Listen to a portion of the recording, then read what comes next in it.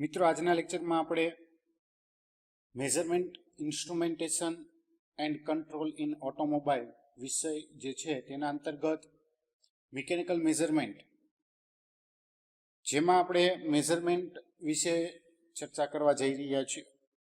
અહીં મેઝરમેન્ટની અંદર જે બેઝિક મેઝરમેન્ટ અંતર્ગતની જે કોઈ માહિતી હતી તે આપણે અગાઉના લેક્ચરની અંદર ચર્ચા કરી ગયા. આજે હવે આપણે આગળ વધીશું અને જોઈશું need for the measurement and metrology. Measurement અને મેટ્રોલોજીની શા માટે જરૂરિયાત જણાય તો તેના વિશેની ચર્ચા કરી રહ્યા છીએ. Two determine the true dimension of the part. કોઈ પણ પાર્ટ્સ અથવા તો કોઈ પણ ઓબ્જેક્ટ હોય તો તેની ઓરિજિનલ ડાયમેન્શન કેટલા છે તે નક્કી કરવા માટે આપણે મેઝરમેન્ટની જરૂરિયાત રહેતી હોય છે. To convert physical parameter into meaningful number. હવે જે કોઈ પણ ફિઝિકલ પેરામીટર જે છે આપણે કોઈ પણ ઓબ્જેક્ટની અંદર, તો તેના પેરામીટરને કોઈ પણ એક ન્યુમેરિકલ વેલ્યુના સ્વરૂપમાં કન્વર્ટ કરવા માટે મેઝરમેન્ટની જરૂરિયાત રહેતી હોય છે. To test if the element that constitute the system function as per the design. એટલે કે સિસ્ટમની અંદર જે કોઈ પણ કમ્પોનન્ટ જે ડિઝાઇન કરવામાં આવેલા છે તો તેની જે કન્સ્ટ્રક્શન થયેલું છે, સિસ્ટમનું જે કંઈ કન્સ્ટ્રક્શન થયેલું છે તે એલિમેન્ટ ડિઝાઇન તેની પર્ટિક્યુલર જે તે કાર્ય માટે કરવામાં આવેલી છે તો તે પ્રમાણે કામ કરે છે કે કેમ તે ચેક કરવા માટે પણ જરૂરી બનતું હોય છે. For evaluating the performance of the system. System યોગ્ય રીતે કામ કરે છે કે કેમ તેની કામગીરીનું ઇવેલ્યુએશન એટલે કે તેનું નિરીક્ષણ, મૂલ્યાંકન કરવા માટે પણ જરૂરિયાત રહેતી હોય છે. To ensure the interchangeability with a view to promoting the mass production. મોટા પાયે માસ પ્રોડક્શન કરવું હોય તો તે કરવા માટે તેને પ્રોત્સાહિત કરવામાં આવે છે અને તેને લગતી જે તેનું વિઝ્યુલાઇઝેશન હશે, તેની જે કંઈ દ્રષ્ટિ હશે, બરાબર, તો તેને માટે નક્કી કરવું હોય તો તે જરૂરી બને છે.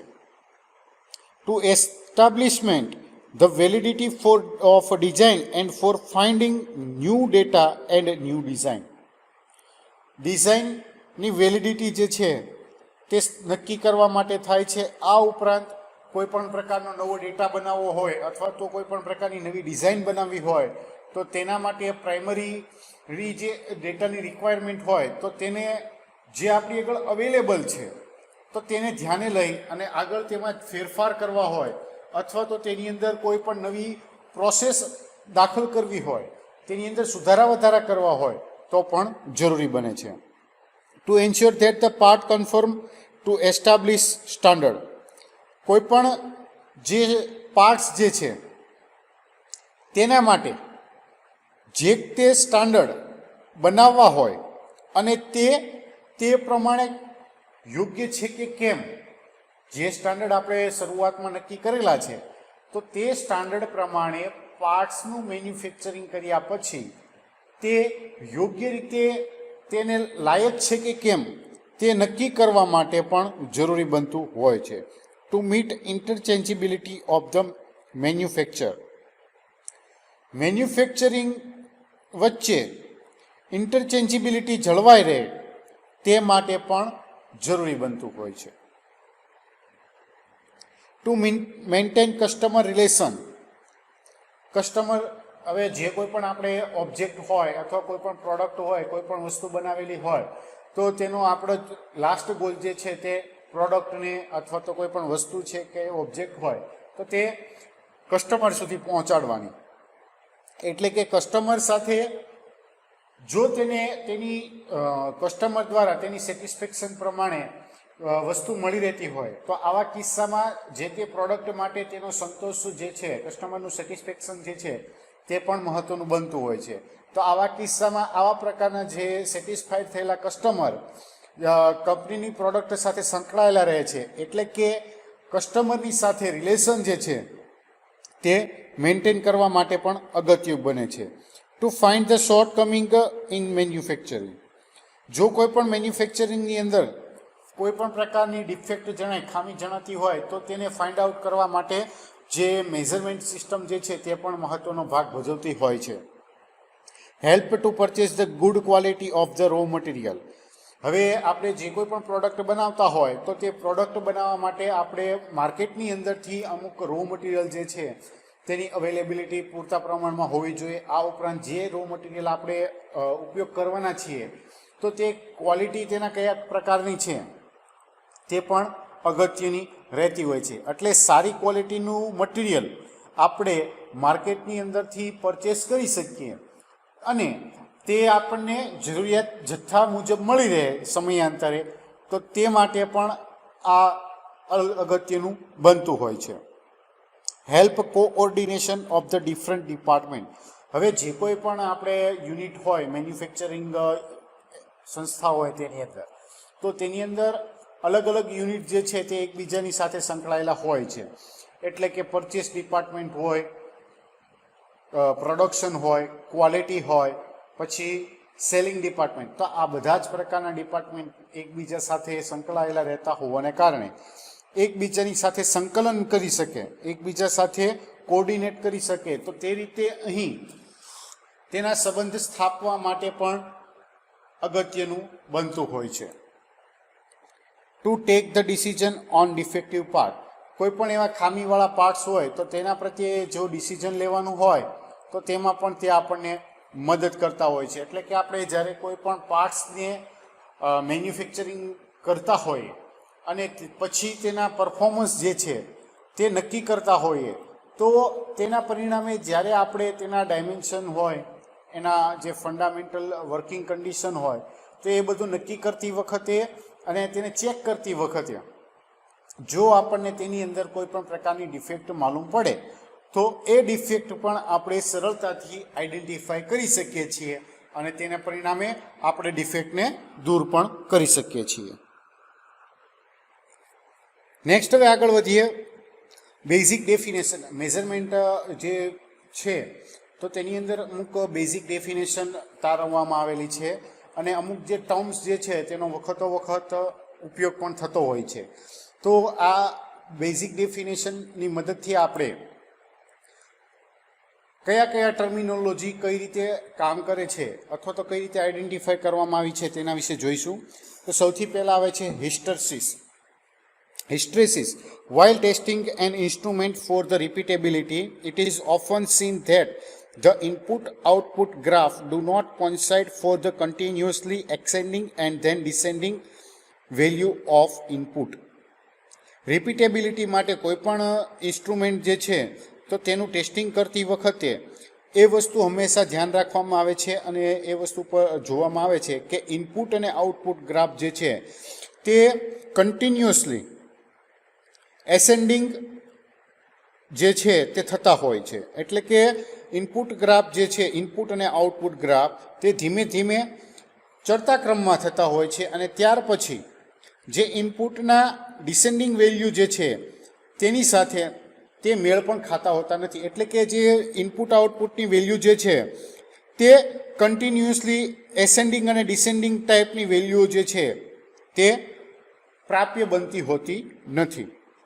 This non-coincidence of the input-output graph for the increasing input arise due to the phenomenon of hysteresis. એટલે કે ઇનપુટની અંદર જે વધારા માટે જે ઇનપુટ આઉટપુટ ગ્રાફની લાઈન જે છે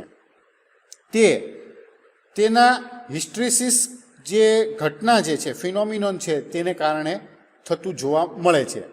Some cause for the hysteresis effect in an instrument are internal friction, sliding, external friction and free play or loose mechanism.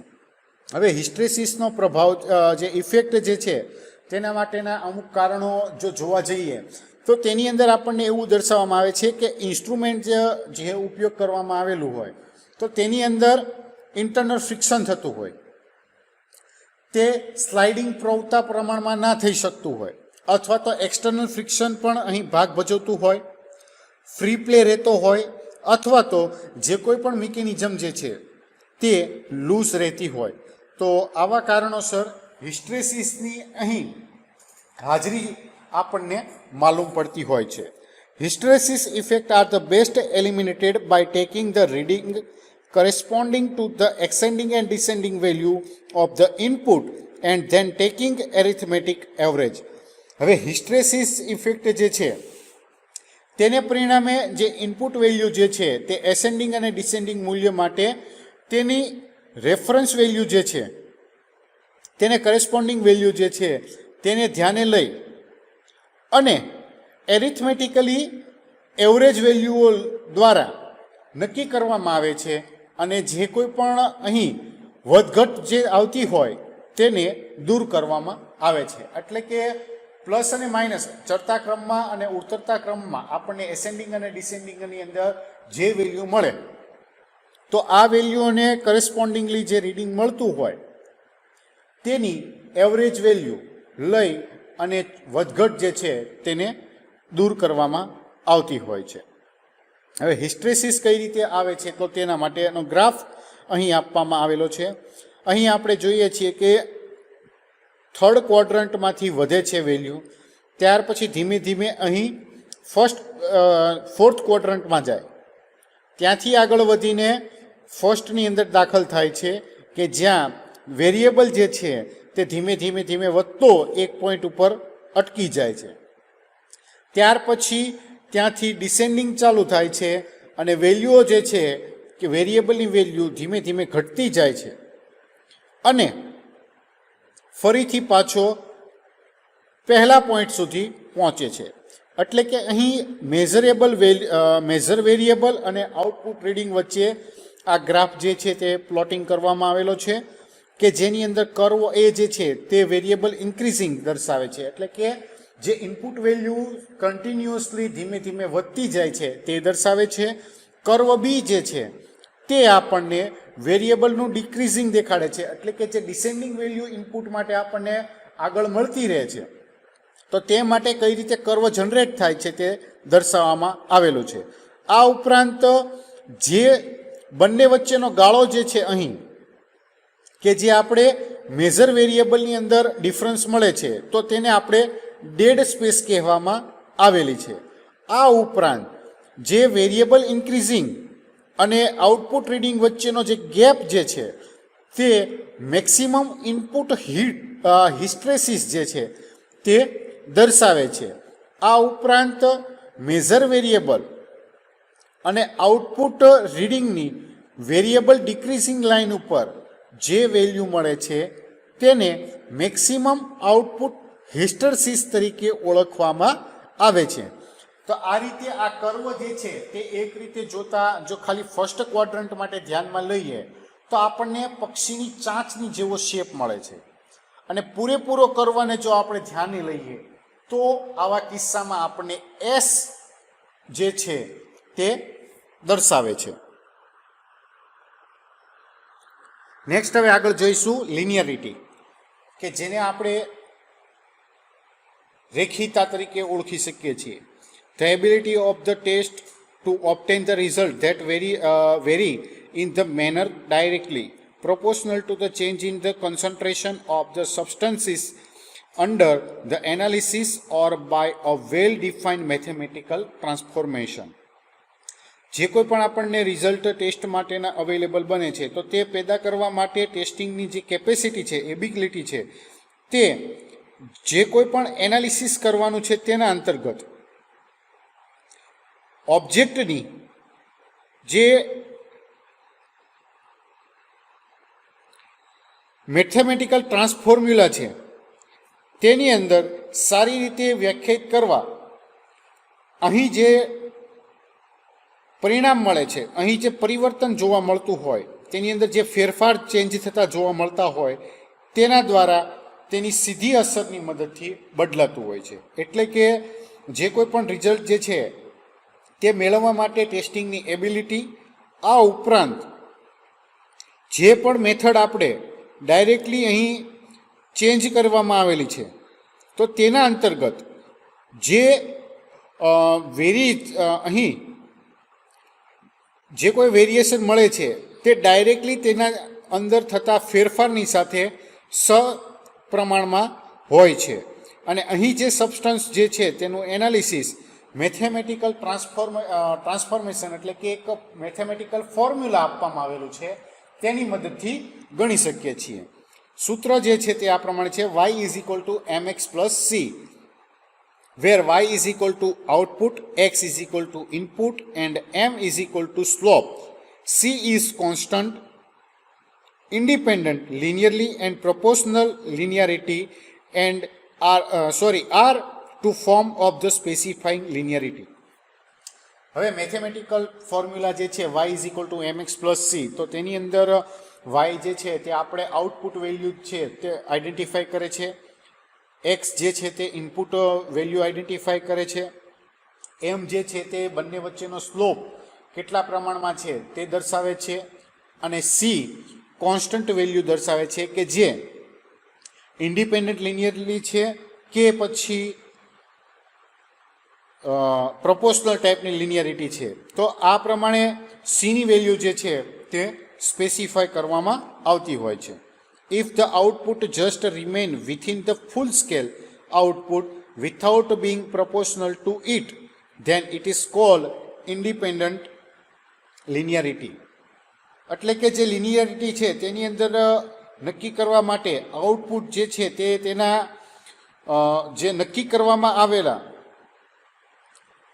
પ્રમાણભૂત છે વેલ્યુ તેની સાથે પૂર્ણપણે રહેતું હોય તો આવા કિસ્સામાં તેને ઇન્ડિપેન્ડન્ટ લિનિયરિટી કહેવામાં આવે છે.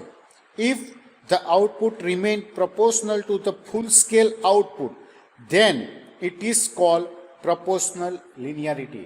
એટલે કે જો આઉટપુટ ફૂલ સ્કેલ પ્રોડક્શન જે છે તેનું ફૂલ સ્કેલ આઉટપુટ જે છે તે એક સમાન રહેતું હોય, એકબીજાને સમાન પ્રમાણમાં રહેતું હોય તો તેને પ્રપોર્શનલ લિનિયરિટી કહેવામાં આવે છે. પહેલાંની અંદર આપણે જે ફૂલ સ્કેલ આઉટપુટ જે છે તે કોઈ પણ એક પ્રપોર્શનાલિટીની અંદર આવતું હોતું નથી, જ્યારે અહીં ફૂલ સ્કેલ આઉટપુટ જે છે તે પ્રપોર્શનાલિટીની અંદર આવે છે. એટલે કે ઇન્ડિપેન્ડન્ટ લિનિયરિટીની અંદર આઉટપુટ જે છે તે ફૂલ સ્કેલ પ્રપોર્શનલ હોતું નથી, જ્યારે પ્રપોર્શનાલિટીની અંદર પ્રપોર્શનલમાં હોય. અને આ રીતે આ બંને વચ્ચે ડિફરન્સ જે છે તે જોવા મળતો હોય છે. If the input-output relation is not linear for an instrument, it may still be approximated to a linear form when it is used over a very restricted range. However, an instrument which does not possess linearity. જો input output વચ્ચેનો જે relation જે છે તે કોઈપણ instrument સાથે linearly હોતો ના હોય તો તેવા કિસ્સામાં તે રિસ્ટ્રિક્ટેડ સિરીઝની અંદર ઉપયોગમાં લેવામાં આવતો હોય તો તે લિનિયર સ્વરૂપનો હોય તેવું માની લેવામાં આવે છે, એપ્રોક્સિમેટલી એવું હોય તેવું ધારવામાં આવે છે. પરંતુ આવા કિસ્સામાં જે ઇન્સ્ટ્રુમેન્ટ જે છે તે તેની લિનિયરિટી હોતી નથી. નેક્સ્ટ આવે છે resolution of the measuring instrument. જે મેઝરિંગ ઇન્સ્ટ્રુમેન્ટ જે છે તેનું રિઝોલ્યુશન કઈ રીતે મેઝર કરવામાં આવે છે તેના વિશે. If the instrument is being used for the measurement, there is a minimum change in the input for which certain detectable change in the output is observed. The incremental change in input is referred as resolution. જો કોઈ પણ ઇન્સ્ટ્રુમેન્ટનો ઉપયોગ measurement કરવા માટે આવતો હોય તો તેના ઇનપુટની અંદર અમુક મિનિમમ વેરિએશન છે, વેરિયેબલ ચેન્જ જે છે તે જોવા મળતું હોય છે, અને તેના માટે આઉટપુટની અંદર કેટલાક નક્કી શોધી શકાતા સર્ચ કરી શકાતા હોય તેવા ચેન્જ ડિટેક્ટ થઈ શકતા હોય છે, અથવા તો ચેન્જ જે આવે છે તે આપણે ઓબ્ઝર્વ કરી શકતા હોઈએ છીએ. એટલે કે ઇનપુટની અંદર આ જે વધારાના ચેન્જીસ છે તેને આપણે રિઝોલ્યુશન તરીકે ઓળખવામાં આવે છે. It is defined as the smallest increment of the measure value that can be detected by the certainty by the instrument. એટલે કે અહીં જે મેઝરમેન્ટ કરવામાં આવેલી જે વેલ્યુ જે છે તેની અંદર નાની માત્રામાં ઓછી માત્રામાં વધારો જે થાય છે તેના દ્વારા તેને ડિફાઇન કરવામાં આવેલા છે કે જે પર્ટિક્યુલર સાધન દ્વારા તે કેટલા પ્રમાણમાં છે તે શોધી શકાય છે. The list count of any instrument is taken as the resolution of the instrument. એટલે કે કોઈ પણ સાધનની અંદર તેના લિસ્ટ કાઉન્ટના ગણતરીની મદદથી સાધન જે ઇન્સ્ટ્રુમેન્ટ જે છે તે કેટલું રિઝોલ્યુશન માપી શકે છે તે નક્કી કરી શકાતું હોય છે.